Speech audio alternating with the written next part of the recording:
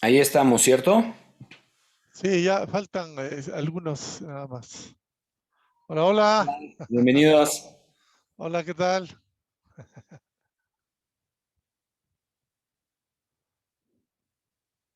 Adelante, hablan su micrófono si gustan, ¿eh?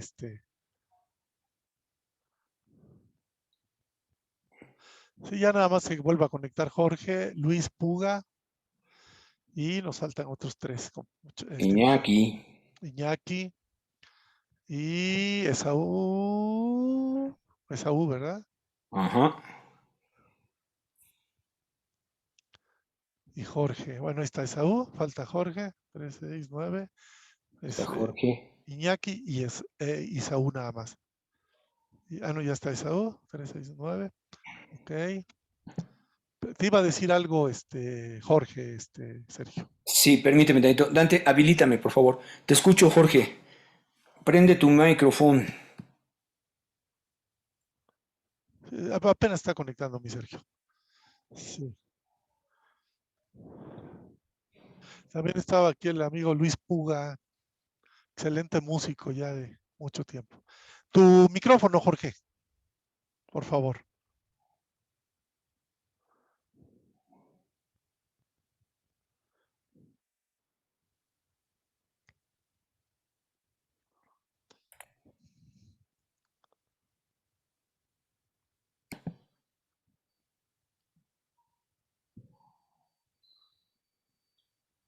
Abajo a la izquierda, Jorge, el microfonito, ahí dale un clic donde está rojito, ahí mero.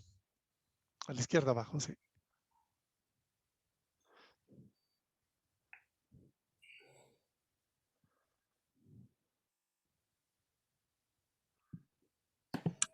Ahí está ya. Ahí está, Jorge. Ahí Ya, está, ahora sí. Jorge. Perdón, Jorge, me ibas a comentar algo.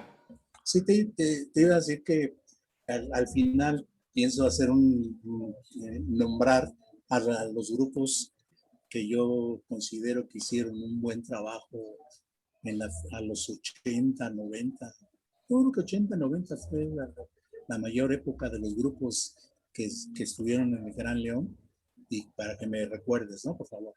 Claro, con gusto. Bueno, entonces nos quedamos en la parte donde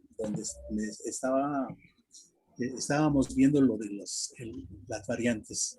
Ujú. Entonces estábamos con el afrosón. Fíjese que muchos, el, el son cubano, cuando llegó a México, sufrió los embates del mercantilismo. Es decir, cuando ya llegó aquí, recuerden, en los años 20, 30, y del 30 en adelante, cuando la industria del cine de rumberas y toda esta industria, empezaron a hacer las películas de rumberas y las películas de barrio.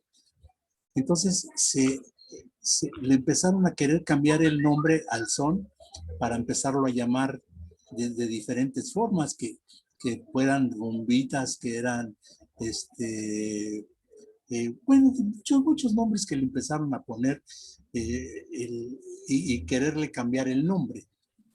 Y lo digo porque muchos de las canciones que grabó Pérez Prado no eran mambos, eran otros ritmos, y uno de ellos, no sé si ustedes lo conozcan, pero es el tema de Matas y Guaraya, que es de Lino Frías, que es en mi Cuba nace una mata, que sin permiso no se puede. Y ese es el ritmo que es pam, para acá, pum, pum, pam, para acá, pum, pum, pam, para acá, pum, pum. En mi Cuba nace una mata, para acá, pum. Ese ritmo se llama afrosón. Pues no sé si recuerden, pero muchas de las canciones de Pérez Prado le pusieron mambo y no eran mambo. Y muchas canciones que grabó también eran guarachas y le pusieron mambo, pero no eran ese ritmo. Algunos eran guarachas, otros eran afrosones. Y luego, ahora vamos a la parte que se llama rumbazón. Miren, yo les dije al principio que debían de tener atención a los vocablos. porque una misma palabra se utiliza para muchas cosas. A ver, de los que me están escuchando, ¿qué les suena rumba? ¿Qué les suena la rumba? A ver, conteste alguien de los que están conectados. ¿No les dice nada? A un ritmo, una música para bailar.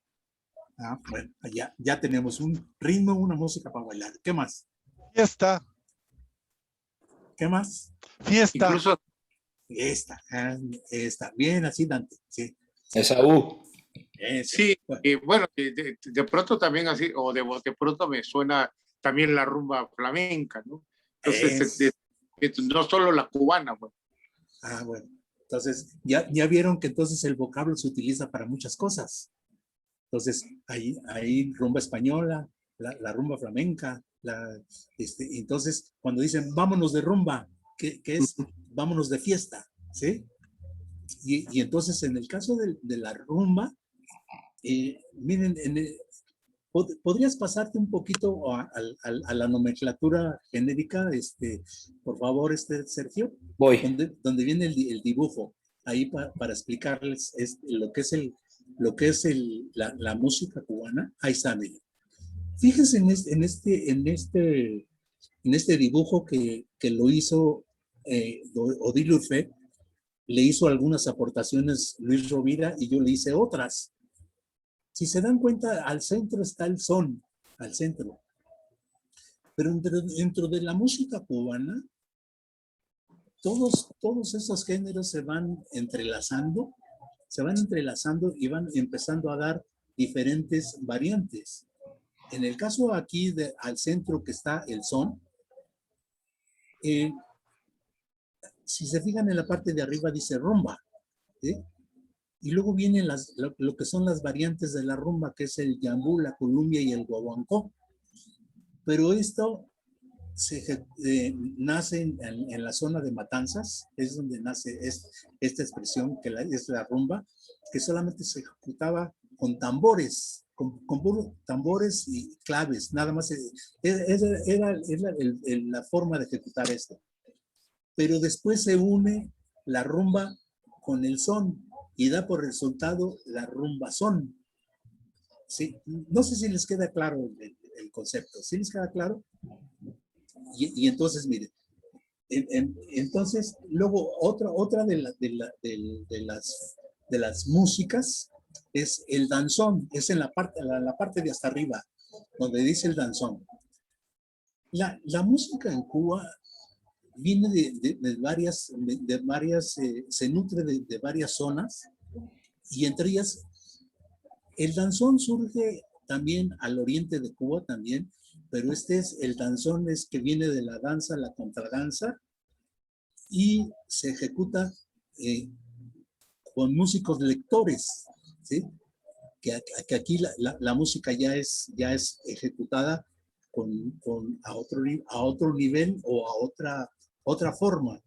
Entonces viene lo que da el danzón, después se une el son con el danzón y da el danzonete, y luego del danzonete surge el mambo y luego el cha-cha-cha. Fíjense que en la parte del mambo, cuando lleguemos a esa parte de lo que es el mambo empezó primero como una parte de danzón, y después se le cortan la parte del danzón y viene el mambo, que es mambo, mambo, mambo, mambo, mambo, mambo, mambo. O sea, esa era ya la parte ya de lo que era el mambo.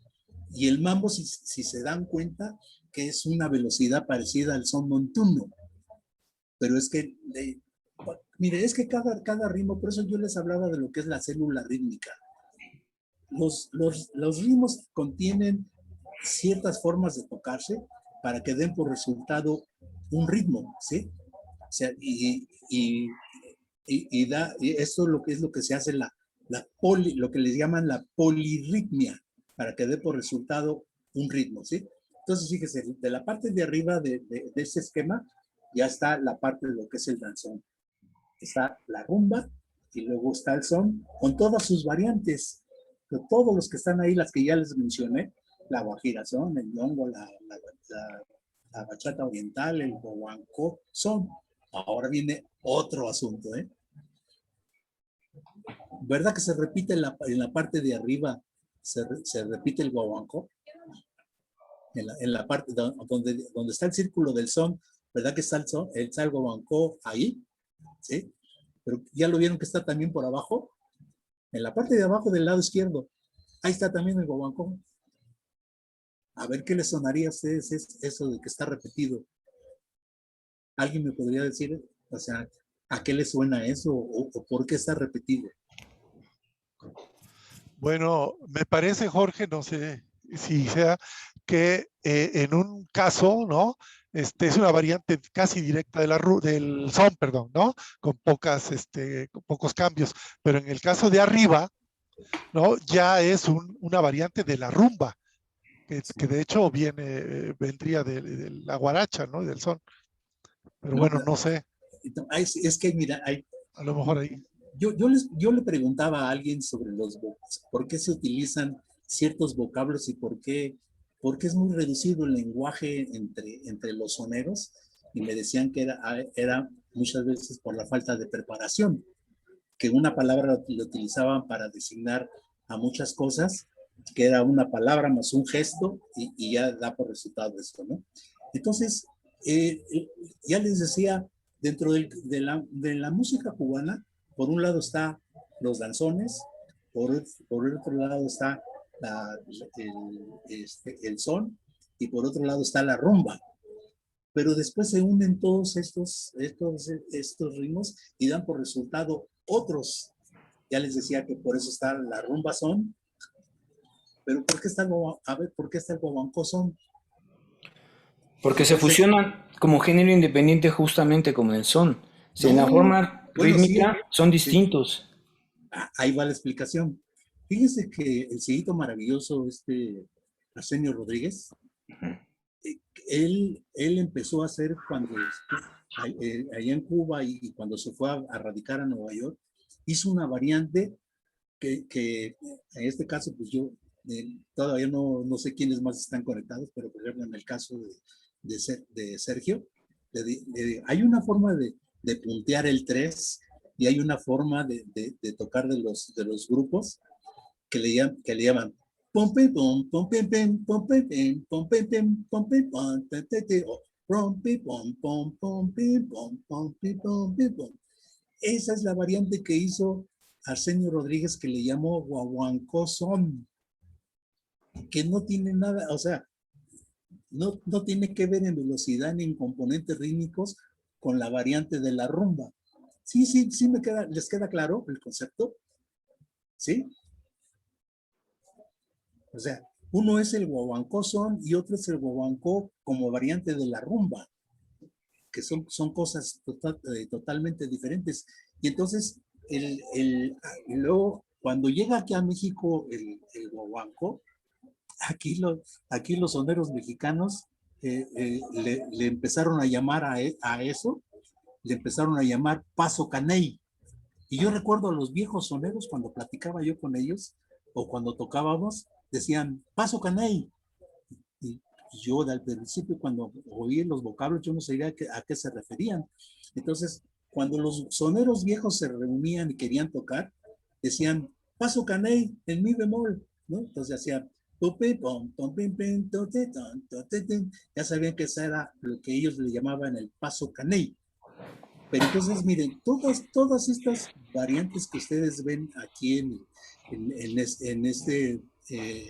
esta nomenclatura genérica del son, es toda la riqueza del son y cómo se unió con las demás variantes para dar por resultado todo lo que ustedes ven ahí. Y miren, por ejemplo, ya les decía yo de la rumba, que es el yambú, la columbia y el guaguancó, que muchos lo pueden identificar, uno de los más que conozcan como el guaguancó, como variante de la rumba, es pom pim pim pum, o sea, esa sería el guaguancó. Y Jorge, ¿quieres que lo pueda medio tocar para que lo Sí, sí, escuchen? escucha, tócalo, es lo mejor. Sí. Este es, tú dices que esto qué es.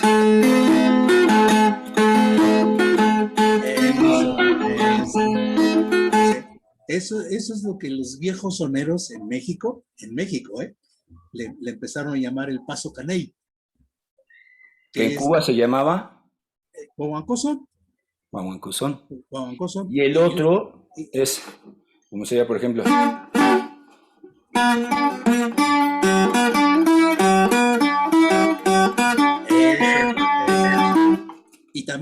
y también otra palabra que utilizan es tumbao. Ajá. Entra en el tumbao en el sol mayor, entra en el tumbao. Toca un tumbao.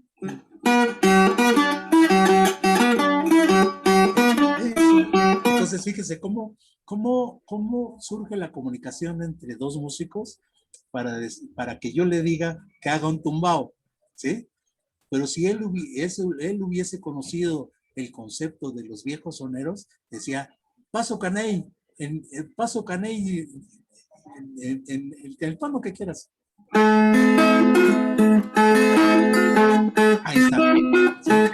Entonces, puede ser la palabra que se utilice puede ser el tumbao, guaguancoso o paso caney, ¿sí? Ok. ¿Sí? Entonces, ya vamos entendiendo ahora esa parte. Ahora, hay un conflicto muy grande en lo que es la historia del mambo. Ya les decía que el mambo surgió después del danzonete. Y tiene como antecesor el mambo. Y ya después le cortan la parte del danzón y ya nada más es del montuno en adelante.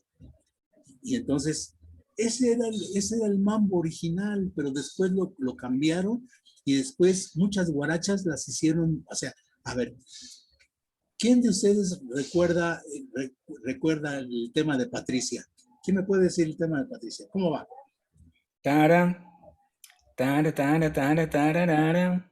¿Y ese es un mambo? Me No, pregunto. No, No es un mambo. Y lo vendieron como un mambo.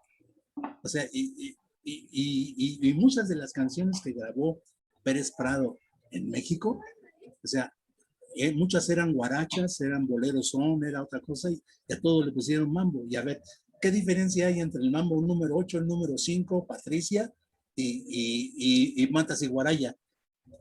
Pues hay una diferencia muy grande en cada uno de ellos, pero a todos le pusieron que eran mambos, ¿sí? ¿Tienen alguna palabra, alguna pregunta sobre eso hasta ahorita? creo que no. Adelante. Bueno, no.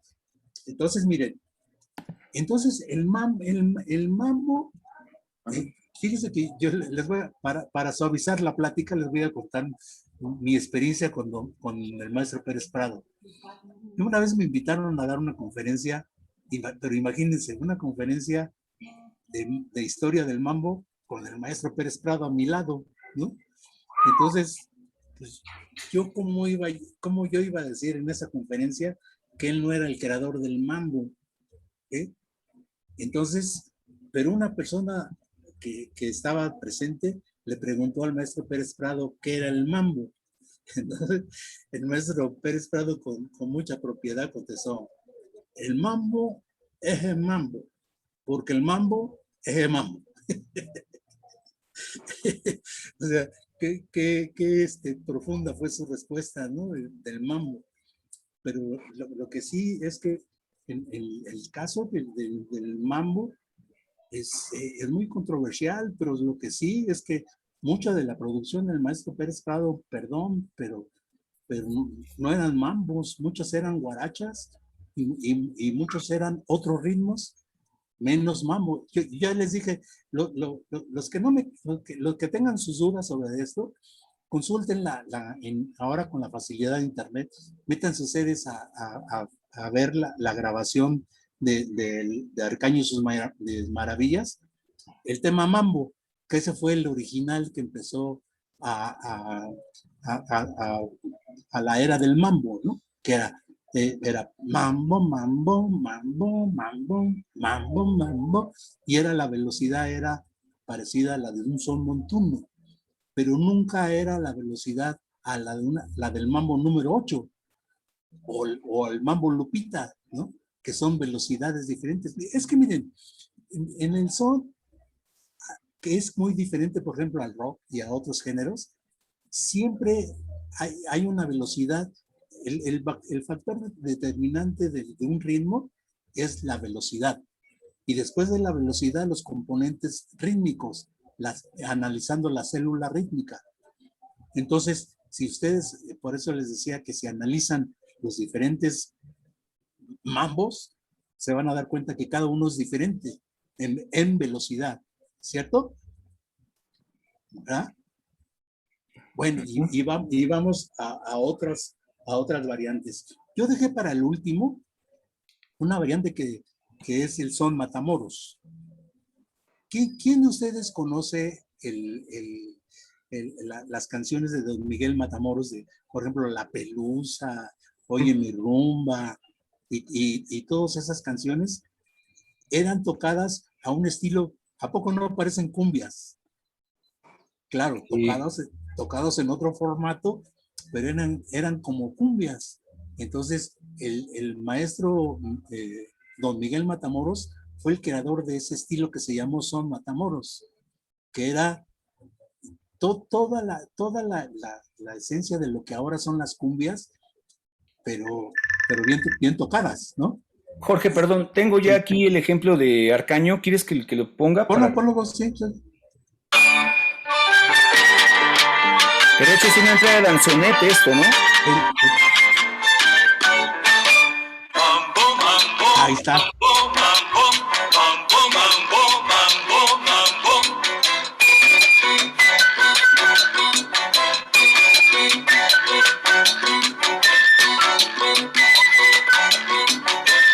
Yo creo que con eso. Pero fíjense los que están escuchando, los que están conectados, quiero hacerles una anotación. Hablar del son y sus variantes y todos sus componentes es muy amplio, ¿no? O sea, nos podríamos pasar horas hablando de estos temas. Y, por ejemplo, miren, ahorita Sergio me dijo que era un danzonete. Bueno, ahora les voy a explicar, aunque no, el tema de hoy no era el danzón, sino que es el son. El original, el primer danzón se estrenó el 1 de enero de 1879 y lo hizo Miguel Failde. Y esa es la forma de danzón. Después,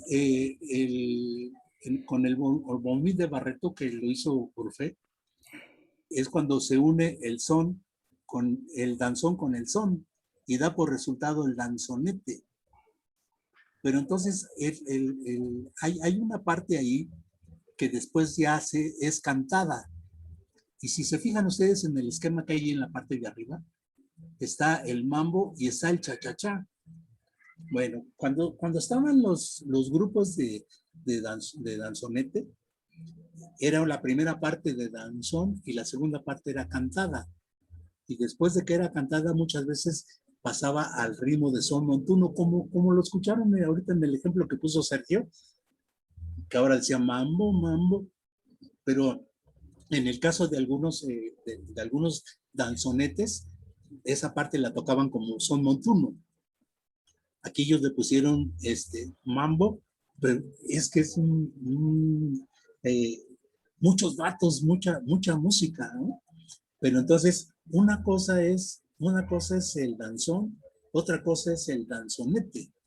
Y luego, fíjense, cuando se hicieron muy famosas las orquestas de danzón, platicábamos fuera de la transmisión, Sergio y yo, que él me decía de las charangas, de las agrupaciones tipo charanga, que esas entraban dentro de las variantes del danzón. Pues fíjense que los cantantes se hicieron tan famosos en la época del danzonete, que entonces eran la parte más importante de una orquesta, pero entonces como empezaron a fallar, empezaron a cantar al unísono, y entonces eso fue lo que empezó a dar el antecesor del cha-cha-cha, que empezaron a cantar al unísono y empezaron a hacer una forma rítmica única, que entonces fue lo que ya le empezó a dar ese sonido de lo que después le llamaron cha-cha-cha. Y fíjense que yo tuve la oportunidad de conocer en Cuba a varios músicos de los de tradición, y tuve la oportunidad de conocer a algunos de la orquesta de Arcaño y sus Maravillas, y me decían que el danzón, según la versión perdón, el cha-cha-cha, según la versión de ellos, la hizo Ninón Mondéjar. Y Ninón Mondéjar estuvo mucho tiempo haciendo temporadas y filmó películas aquí en México. Yo platiqué con Félix Reina allá al oriente de Cuba, y él me estaba platicando de sus experiencias con el cha-cha-cha. Entonces, ahí viene la duda de quién fue el creador, si Enrique Jorrín o Ninón Mondéjar. Pero, y luego viene la otra que dicen que los bailadores de Prado y Neptuno, que empezaron a bailar esa forma que se llamaba sha-sha-sha, que era el sonido onomatopéyico de los pies que hacían y a esa forma de bailar le llamaron sha-sha-sha. No era cha-cha-cha como lo pusieron aquí en México, sino que era sha-sha-sha. Entonces, mire, esta parte ya vieron todo el complejo de variantes a partir del son, y luego este son primitivo llega a México aquí con el son Cuba de Marianao, pero empiezan a llegar diferentes tipos de música, y algunos llegan por Yucatán y otros llegan por Veracruz. Pero el mayor intercambio, lo que hay de información, es que el mayor intercambio fue entre Puerto Progreso, Yucatán, y la isla de Cuba. Y de ahí empezaron a llegar, y fíjense que a partir de los años del cine mexicano, que el cine fue el que le dio el auge al son, a las guarachas, a todo ese tipo de ritmos, y se empezaron a hacer aquí grupos. Uno de los grupos mexicanos que más participó en películas y haciendo, tocando este tipo de música es el son Clave de Oro, que aquí por fortuna Sergio y yo tuvimos mucha amistad con don Manolo Guido, que fue trompetista del son Clave de Oro, y que él nos llegó a contar todas las películas que filmaron en México, que grabaron todas siempre estaba presente el son Clave de Oro, y inclusive la participación del son Clave de Oro acompañando a doña Toña la Negra. Entonces, ya con la llegada aquí en México de los primeros grupos soneros, se empiezan a hacer aquí grupos mexicanos y empiezan a tocar. Aquí los grupos que están poniendo, mira, ahí están muchos de los grupos, y también llegaron muchas orquestas de directores cubanos que se hicieron con grupos mexicanos.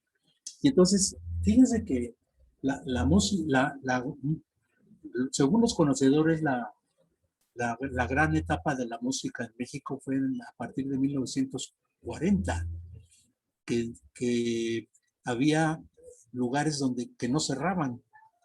Entonces, me platican los viejos soneros que incluso para llevar el dinero a su casa, lo dejaban por abajo de la puerta y se regresaban a tocar.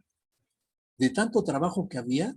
Entonces, imagínense el México de esos años, donde había cine, televisión, radio, bailes populares, caravanas, las caravanas, las carpas.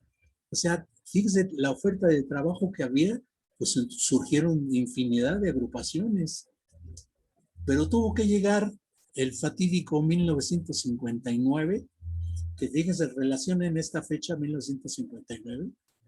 Ya en 1959 había una gran cantidad de orquestas y grupos mexicanos y algunos grupos que tenían integrantes principalmente cubanos.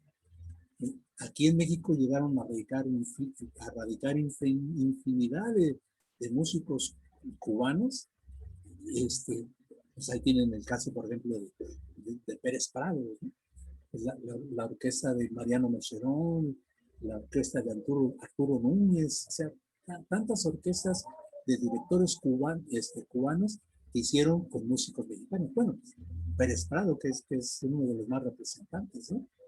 Entonces se hace una gran cantidad y la teoría que yo tengo es que sí se hizo un sonido mexicano, sí podemos hablar de un sonido mexicano de los grupos y orquestas, porque además surgieron infinidad de compositores y músicos que le dieron un sonido diferente al son hecho en México. La lista es muy grande, ¿no? Pero yo les estaba diciendo que el año 59, ¿quién de ustedes, de los que me están oyendo, me puede decir qué pasó en México y qué pasó cercano aquí a México? Un hecho muy importante en el año 59. ¿Quién me contesta? Pues hubo un terremoto muy fuerte en el 59, ¿no? Pues uno. ¿Cuál otro? La Revolución Cubana. Revolución Cubana. Dos. ¿Cuál más?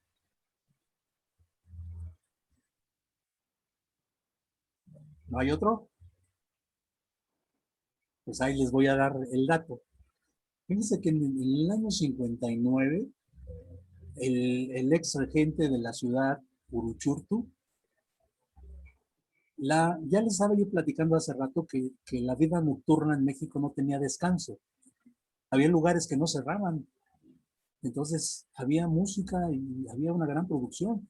Y entonces pues, la música que se difundía por el cine, la música que se difundía en la radio, o sea, la música en aquellos tiempos llamada tropical era muy difundida. Entonces en el año 59, Uruchurtu manda a cerrar todos los lugares y después de que la vida nocturna no tenía descanso, lo cierran a la 1 de la mañana. Claro que lo que pasó es un gran desempleo entre todos, no tan solo músicos, sino toda la gente que tenía que ver con una fuente de empleo. Y luego viene la Revolución Cubana. Muchos músicos ya estaban radicados cubanos, ya estaban radicados en México, pero después de la revolución muchos se salieron y se vinieron a radicar a México, pero con la mala fortuna de que pues, aquí ya empezaron a cerrar los lugares.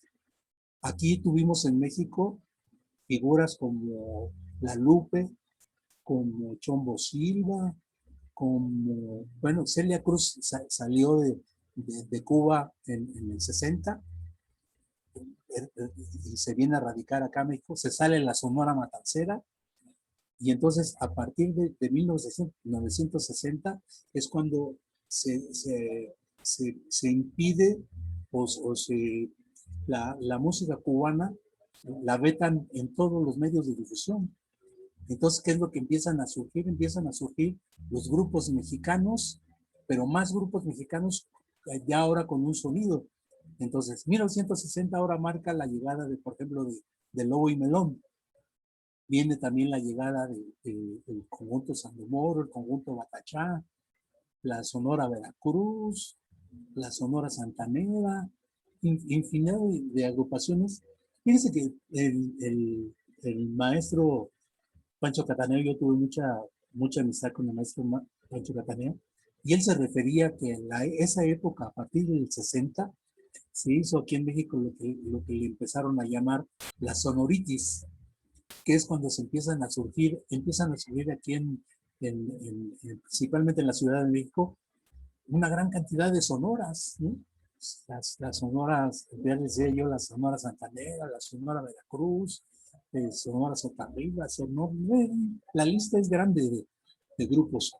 Pero en contraparte, yo creo que sí se empezó a hacer un sonido mexicano y siguieron grabando música de calidad. Pues Celia se quedó aquí en México y empezó a grabar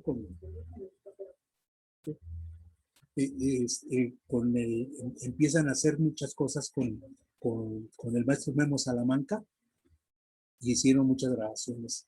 Entonces sí, lo que podríamos llamar es que hay varias etapas aquí de la música en México. Ya les dije ahora el 60, luego viene el 70, que empiezan a surgir también otro tipo de agrupaciones. 1970 es cuando está el boom de la salsa en Nueva York, y es cuando aquí también de rebote empiezan a surgir muchas agrupaciones y haciéndoles creer a los jóvenes que surgió un ritmo nuevo, cuando no es cierto. O sea, los engañaron porque eso no es cierto. Y entonces empiezan a surgir este boom de la salsa. Creo que ya después del 70 al 80 es donde yo le decía a Sergio que me auxiliara aquí, empezaron a surgir bastantes grupos de muchísima calidad, bastantes grupos. Yo puedo nombrar entre esos, bueno, Pepe Arevalo, La Libertad, la Justicia, bueno, y ya del lado del Bar León, bueno, pues ahí está Son de Merengue, la Rumba Abierta. ¿Quiénes más, Sergio? Bueno, está también Banco del Ruido, Ándale, sí. está la otra banda,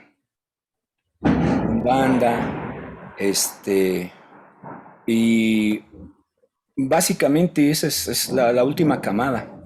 Ya con los que Te tomamos recuerdo, la estafeta de Sí. los viejos soneros, ahí faltó el grupo Sabor, por ejemplo, también. Sabor, sí, Sabor. ¿Sí? Infinidad de agrupaciones que hicieron un buen trabajo, ¿no? Y ya algunas, La Nueva Familia, La La Nueva Familia, Revelación, sí, Contraste, Contraste, o sea, perdón por los que los se que nos hayan omitan, faltado. nos faltan, pero es que la lista sí es enorme, pero todos haciendo arreglos y composiciones, ¿eh? Entonces, se puede decir que aquí en México, a partir de los años 30 en adelante, empezaron a surgir muchísimas agrupaciones y creo que en los segmentos van de 10 en 10 años, ¿no? Del 30 al 40, del 40 al 50, del 50 al 60, del 60 al 70 y luego el 80 y luego el 90 y ya de los 90 se empezaron a surgir otro tipo de agrupaciones, pero ya muy contadas, ¿no? Pero ya con la esencia del son, ya con otro tipo de agrupaciones. Pues, les comunico que me están diciendo aquí, es que vine a un internet que me dieron permiso de conectarme, que ya nada más me quedan 10 minutos nada más para estar con ustedes. Entonces, es que si gustan ustedes, podemos aprovechar para hacerme algunas preguntas y ustedes se quedan para debatir con todos los datos que ya les di. Sergio, si me permites, mi estimado Jorge, amigos que nos acompañan, para comentarles que este es el primer encuentro, el primer acercamiento, digamos, de este tipo que tenemos con el maestro Barrientos y queremos adelantarles que vamos a platicar con el maestro Barrientos porque hay dos proyectos que quisiéramos hacer con él. Claro, tomando los tiempos como están ahora, ¿verdad, Jorge? Sí. La pandemia y todo ese asunto. El primero, los voy a mencionar y Sergio nos comentará. El primero es que queremos hacerle un homenaje a Jorge. Gracias. No, de ninguna manera, Jorge, a ti, y lo digo con todo respeto, hoy estás tú, pero también a otros músicos que aún nos acompañan, ¿no? Y también a los que ya no están en algún momento. Y el segundo es que queremos platicar con él también, vamos a ver si él lo decide así, porque él tiene la última palabra, que queremos ver si podemos escribir memorias o escribir historias o escribir cosas para que a su nombre, y lo digo bien clarito y lo digo públicamente, salgan a su nombre. O sea, esto no es un negocio, no es algo que nosotros queramos, que sean con Jorge y que sean algún sello editorial